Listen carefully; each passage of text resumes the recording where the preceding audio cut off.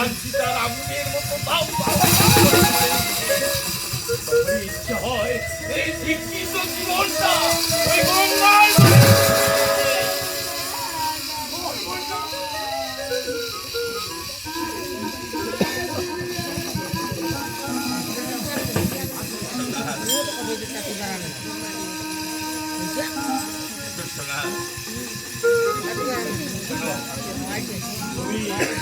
ওই পদ্মাকে বুঝলে সন্তান লাভ করবে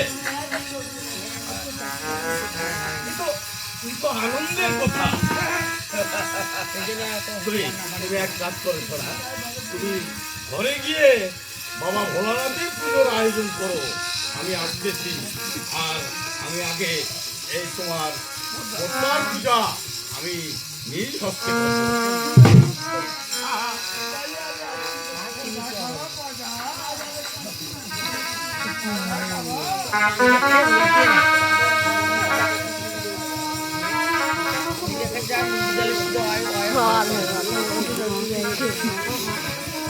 অস্থির দেখি এইটা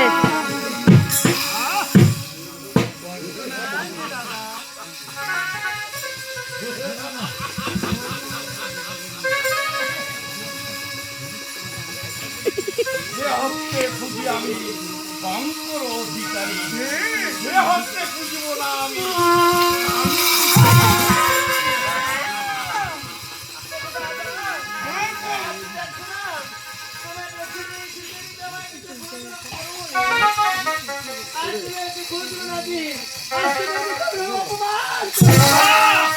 তোমাকে আমি পুজো দিব না, আমি বাবা ভোলানাথের পুজো করি, আমি ভোলানাথের পুজো।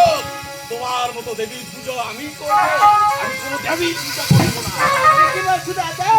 আমি দাদা আমি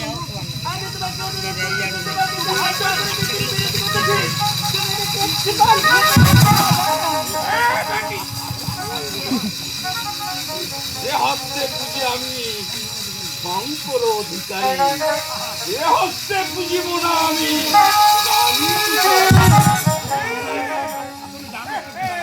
তুমি জানো না দাদা, আজকে তবে দেবীকে ফুলজুল করো, তবে আমি দেবী তো লাভ করতে পারবো।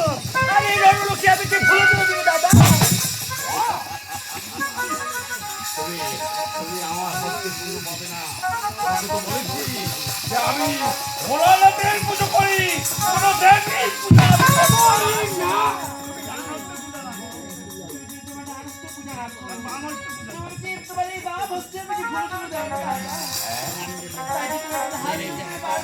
তুমি বাম হচ্ছে পুজো নিয়ে খুশি হবে?